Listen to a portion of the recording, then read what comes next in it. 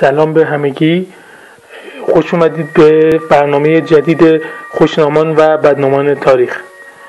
امروز میخوام یکی از قاتلین سریالی رو معرفی کنیم به شما که البته معروف نیست ولی ابعاد جنایاتش به قدری هولناک هست که اگر شناخته شده بود شاید در حد تد باندی و یا حتی جفری دامبر هم بدنام و خطرناک شناخته میشد.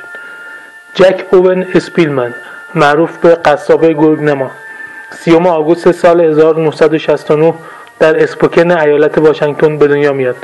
مادر جک در کل 4 بار ازدواج کرده بود و اون هیچ وقت متوجه نبود که کدوم یکی از 4 نفر پدر واقعیش بودن. اون ضریب هوشی پایینی داشت و به عنوان یک کارگر در قصابی در شهر اوکانوگان واشنگتن کار میکرد. جک پیش از آغاز قتل‌هاش مدتی رو به دلیل سرقت و تجاوز به زنان زندانی شده بود. اون قتل‌هاش رو از سال 1994 شروع میکنه. او ابتدا برای مدتی قربانی رو تحت نظر میگرفت. در سال 1994 پنی دیویس 9 ساله رو میدزده و پس از شکنجه و تجاوز با ضربات چاقو میکشه. اون به خواهر بزرگتر پنی علاقه داشته و از این طریق موفق شده بوده رفت آمدهای اونها رو زیر نظر بگیره. با وجودی که یکی از مظنونان پرونده بود، در این مورد موفق شد قصر در بره و هرگز دستگیر نشد.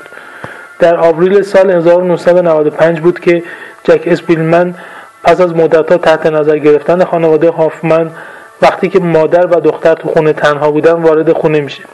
ابتدا به ریتا هافمن 48 ساله تجاوز میکنه و بعد با 31 ضربه چاقو به گردن و سینه‌اش اون رو میکشه و اندام‌های جنسیش رو میبره.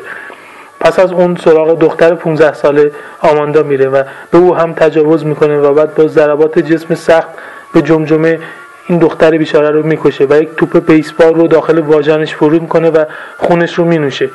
گفته میشه جک امیال نکروفیلیایی نیز داشته و با جنازه ها روابط جنسی هم برقرار کرده بود.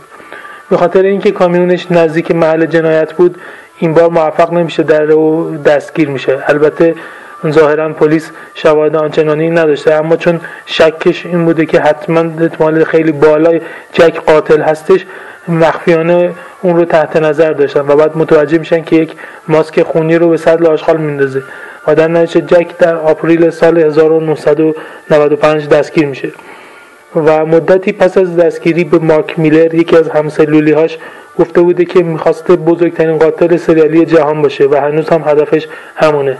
اون خیلی زود به هر 3 قتلش اعتراف میکنه و 29 آوریل سال 1996 بابت قتل ریتا هافمن به حبس ابد و بابت قتل مندی هافمن و پنی وایس به ترتیب به 70 و 45 سال حبس محکوم میشه تا همه خیالشون راحت بشه که این جانی روانی دیگه هرگز آزاد نخواهد شد.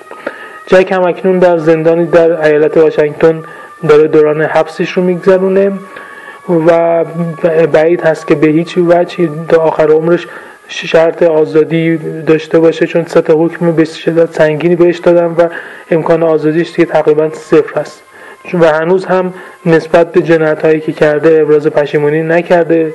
در نتیجه مطمئنا هیچ کس همچین جانی و روانی رو آزاد نخواهد کرد. در حال ممنون از اینکه به برنامه ما توجه کردین.